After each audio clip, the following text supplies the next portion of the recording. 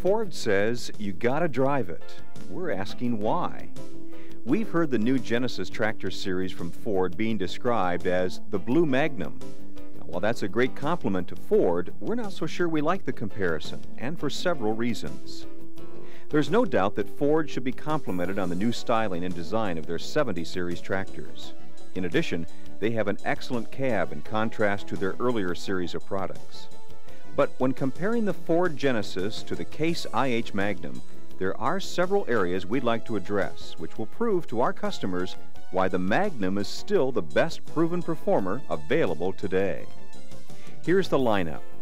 Ford offers 4 models: the 8670 at 145 horsepower, the 8770 at 160, the 8870 at 180, and the 8970 at 210 horsepower.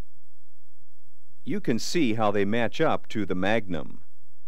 The important thing besides horsepower comparisons is the cubic inch displacement. All 4 of the Ford tractors use 7.5-liter 6-cylinder turbocharged diesel engines, and both the 8870 and 8970 use an air-to-air intercooler. The Magnum series has an 8.3-liter engine. This increased cubic inch displacement offers not only better horsepower, but excellent engine life in tough day-to-day farming operations.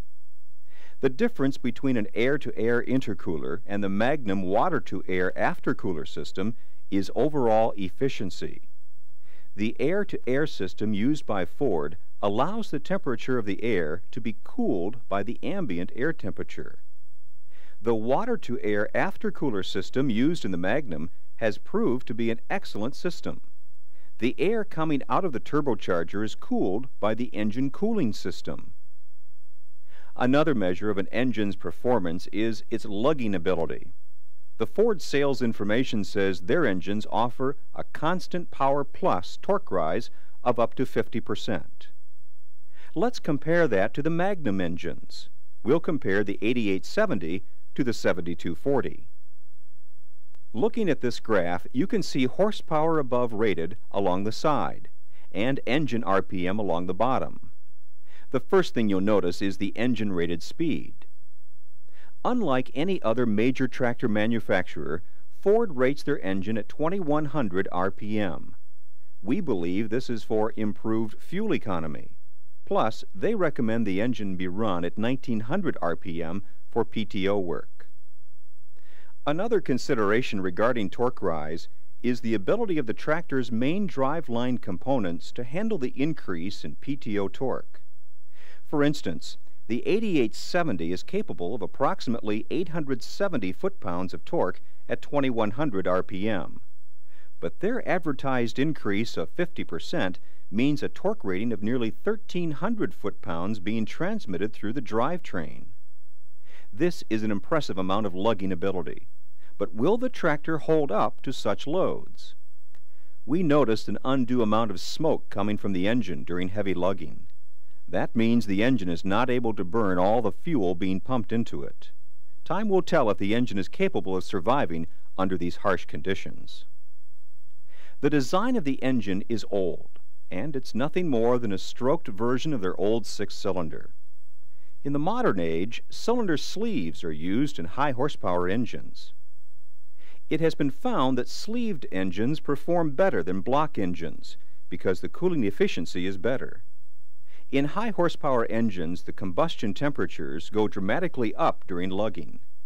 Since Ford is asking a lot out of its 7.5-liter engine already, cooling efficiency becomes a real issue. High heat can cause scoring of the cylinder sleeves and pistons. This could be a reliability problem for Ford. Another comparison between the Genesis and Magnum design is how the engine is mounted in the tractor. Both the Magnum and the Ford use a front frame to which the engine is mounted. This improves the distribution of torque loads placed on the tractor during heavy day-to-day tillage operations. In fact, look a little closer at the front frame of the Ford. It looks identical to the Magnum. Ford has copied us almost exactly. Let's move back to the transmission. Ford offers a new 16-forward, 9-speed reverse power shift. Magnum has an 18-speed power shift, plus a creeper option that no one in the industry can match. Their new electronic shift lever controls the transmission by pushing the controller forward or pulling rearward for direction changes.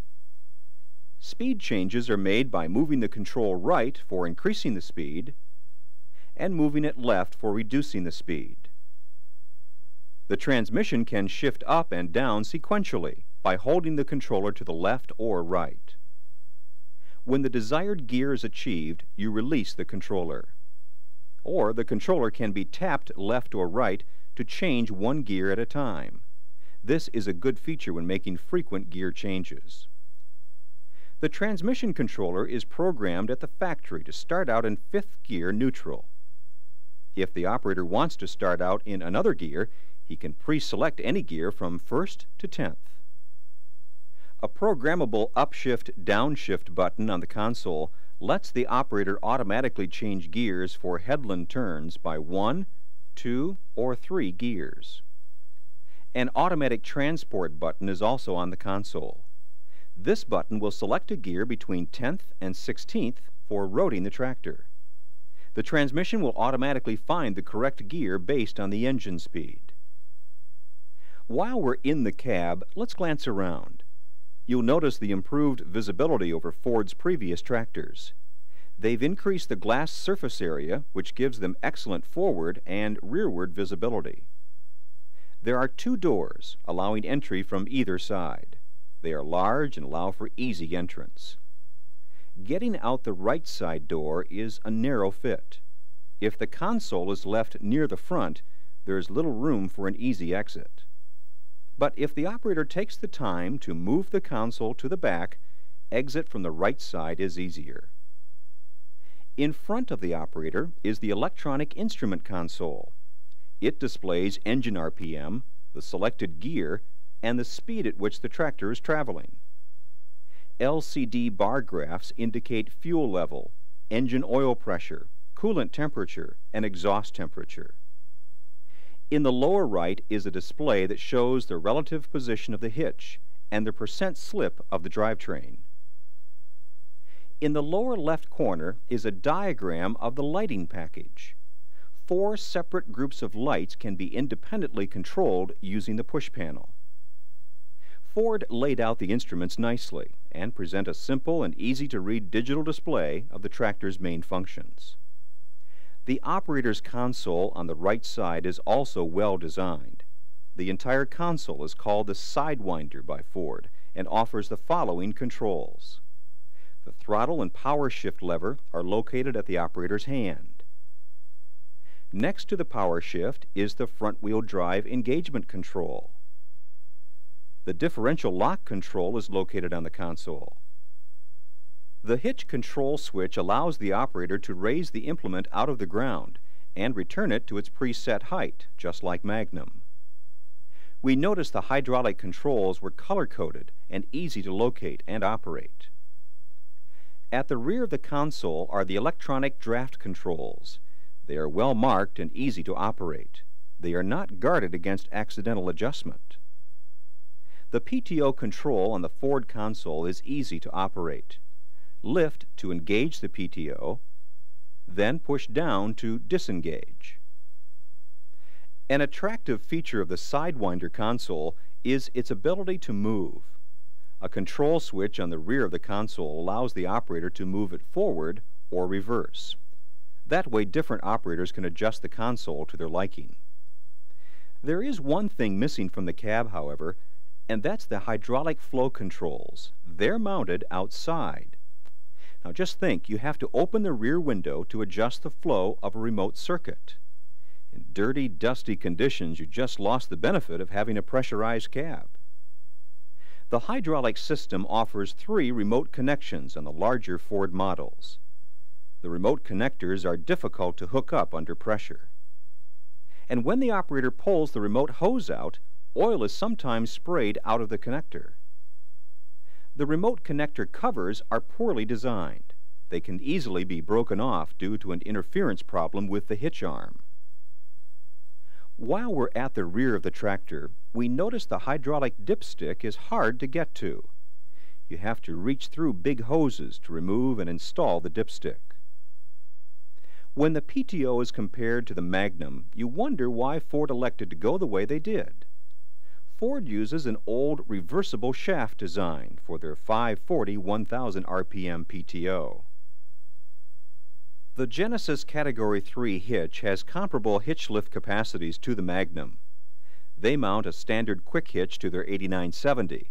This is an option on their 3 smaller tractors. Ford also uses hitch lift and lower switches mounted to their fender, just like Magnum. However, in order to use these switches, the operator must first have the hitch position lever moved forward into the slot on the console.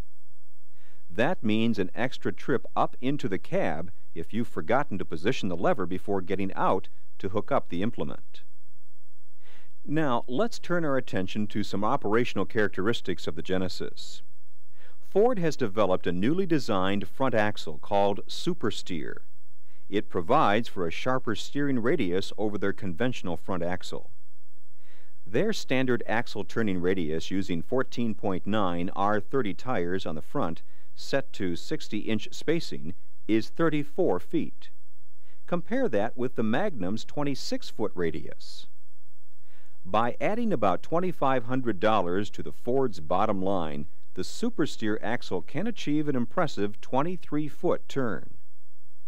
Since January of 1995, the Magnum can be ordered with a specialty axle installed at no additional cost. This axle allows for more row crop tire choices. With the introduction of the specialty axle, smaller front tires can be used, providing an improved turning radius. A 7220 equipped with a specialty axle can use 13.6 R28 row crop tires on the front. Now, the radius reduces to 20 feet for the Magnum. That's actually 3 feet less than the Ford with Super Steer. The new 70 series tractors are a major improvement over the past Ford offerings. We like the power shift transmission with the electronic shift control.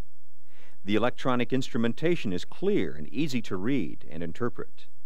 The use of icons and rear-lit displays make it easy to read the cluster. The overall layout of the controls is good. With the introduction of their Sidewinder console, the controls can be moved to accommodate the operator. However, it's too bad Ford has elected to place their flow controls outside the clean cab environment. The areas of questionable concern for us are primarily found in the engine. The same block design, 7.5-liter engine, is asked to perform all the way to 210 horsepower. With the claimed 50% torque rise, that's a lot to ask of a small cubic inch displacement engine. Time will tell if it's able to produce the constant power plus their advertising claims. Turning radius is a non-issue between the Genesis and the Magnum. Even with the expensive Super Steer option, the Magnum can achieve better results using different tire combinations. Ford has a lot to be proud of. They've been able to make several overall improvements to their tractor line, which offers Magnum-like features. But only Magnum can offer your customers real value. You'll find the Magnum to provide the return on investment customers are looking for. With over 50,000 Magnum tractors in service today, the resale value and lasting power of this magnificent tractor has been well proven. Reliability and durability have been built into this tractor. Since its introduction, the Magnum has set a world-class pace to follow. The Magnum was, and still is, ahead of its time, and ever since, customers have been driving the one and only Magnum.